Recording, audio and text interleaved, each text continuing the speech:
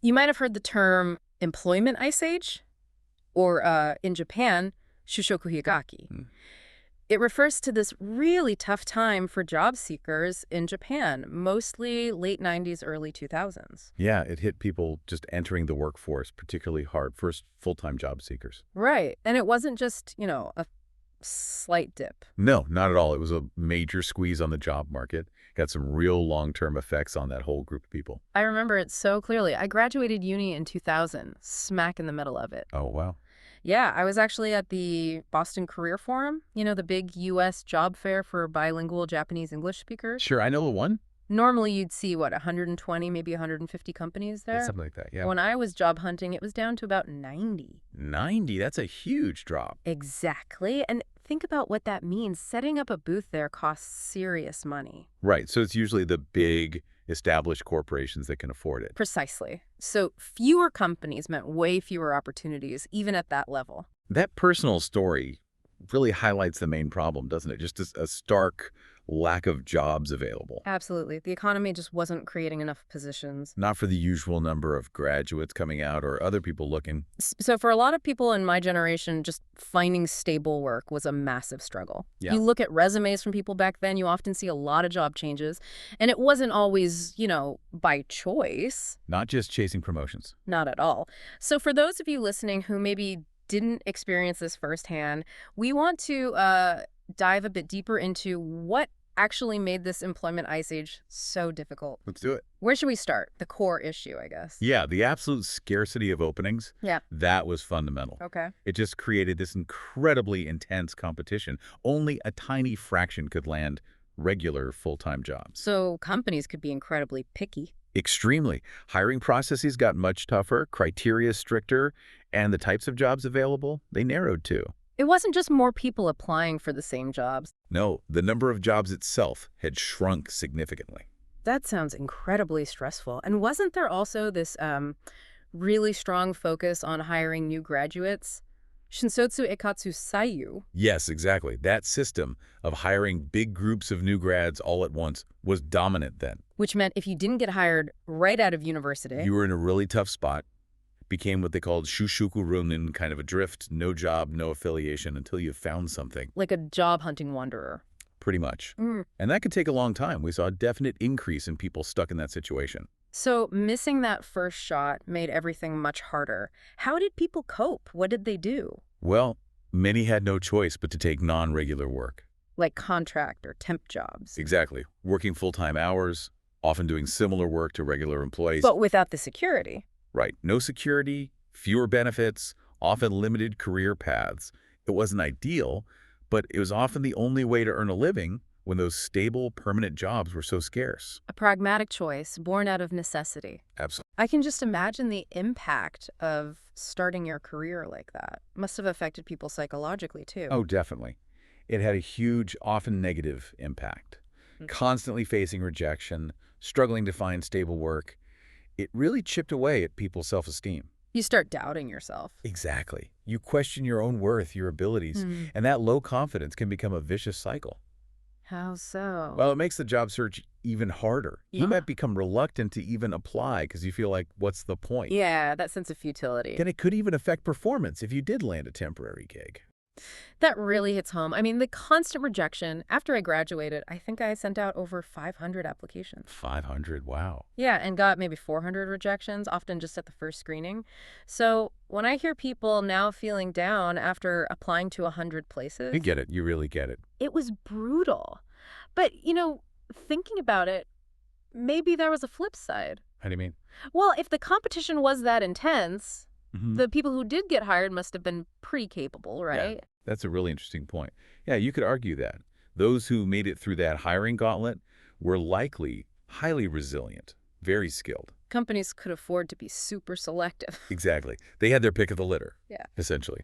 So maybe they ended up with some exceptionally driven people. Hmm. It's possible that struggle forged a particularly strong cohort. An unintended consequence, maybe. So, okay, let's say you managed to get that first job. Were you then set, or did the challenges continue if you needed to change jobs later? No, not necessarily set. The difficult landscape didn't just vanish once you were employed. Right. People still needed to change jobs. Sometimes company restructuring, maybe no room for growth, or just a bad fit. Sure, normal career reasons. But making that mid-career move was also tough. That strong preference for new graduates in many Japanese companies was still a major hurdle. So even with experience, finding that next role wasn't easy. It definitely limited opportunities for experienced people trying to move laterally or up. You mentioned this was mainly a Japanese company thing, the focus on new grads. Was it different for foreign companies in Japan? Generally, yes. Foreign-affiliated firms usually put more weight on experience. Mid-career hires were much more the norm for them. Even smaller. Even smaller. Established foreign companies often relied on recruiting people who already had specific skills and industry knowledge. So that offered another potential path, maybe. It did, though competition for those roles could still be fierce, of course. Right, it wasn't a magic bullet. So thinking about that mid-career market, what were the dynamics? Any particular pitfalls? Well, mid-career jobs often open up because someone leaves, right? Either retirement or maybe they weren't happy. Okay. So you have to realize that a fair chunk of those openings, maybe even half, could signal some underlying issues at the company. Like high turnover or maybe internal problems? Exactly. So stepping into one of those roles often required, let's say, survival skills. Beyond just doing the job. Yeah. Navigating workplace politics, needing very specific skills that could be used immediately. Things you tend to learn over time. That sounds exhausting. Managing office dynamics on top of learning a new role. It can be very taxing. You can imagine people from that generation maybe having gone through several transitions like that. There might be a kind of cumulative fatigue by now, in their late 40s or 50s. That makes sense. It paints a picture of a really uncertain early career path. And those frequent job changes we talked about, were people just job hopping? Often, no. It wasn't necessarily about chasing the next shiny thing. For many, it was more about a lack of long-term prospects where they were. They couldn't see a future. Right. Maybe promotions were stalled, wages weren't increasing, or they were worried about the company's stability, so they left. And sometimes, presumably, for better pay. Absolutely. There was a pragmatic side. Even if the work culture wasn't necessarily better elsewhere, if the pay was higher, it made sense. Especially if big raises within one company were rare. Exactly. In many Japanese firms, annual raises might be quite small. Changing jobs often became the quickest, sometimes only way to get a significant salary bump. Short-term moves could be strategic for long-term financial health. So, given all that potential movement, maybe for reasons outside their control, how should someone from that generation talk about their work history in interviews now? That's a great question. First off, if someone was let go because of restructuring or the company downsizing, that shouldn't be seen as a personal failure. Right, it was the circumstance. Exactly. So in an interview, you don't need to spin some elaborate, overly positive story about why you left. What should they say? Honestly, just stating company circumstances is often perfectly fine. Recruiters usually understand and accept that without digging too deep. It's simple and truthful. Okay, that's good advice. Easier than trying to invent something. Much easier. And you could also frame those transitions positively as opportunities for growth, gaining new skills, and yes, increasing compensation. Aiming for a raise when moving. Definitely. Aiming for, say, a 1,000,000 yen increase from your previous salary isn't unreasonable given the experience you bring. And you mentioned foreign companies earlier. Is negotiating salary different with them versus Japanese firms? There can be a difference, yeah. Again, it's a generalization, but foreign recruiters sometimes seem more willing to meet higher salary expectations if you can justify them with your skills and experience. Any idea why that might be? Well, one theory, perhaps speculative, is that some foreign firms might focus more directly on the profit an individual hire can generate, whereas in some Japanese contexts, maybe the focus is more on filling the role within a set budget, maybe like hitting a sales target. Interesting. So a Japanese recruiter might push you to lower your expectations. Sometimes, yes. To make the placement easier, fit you into the company's predetermined range.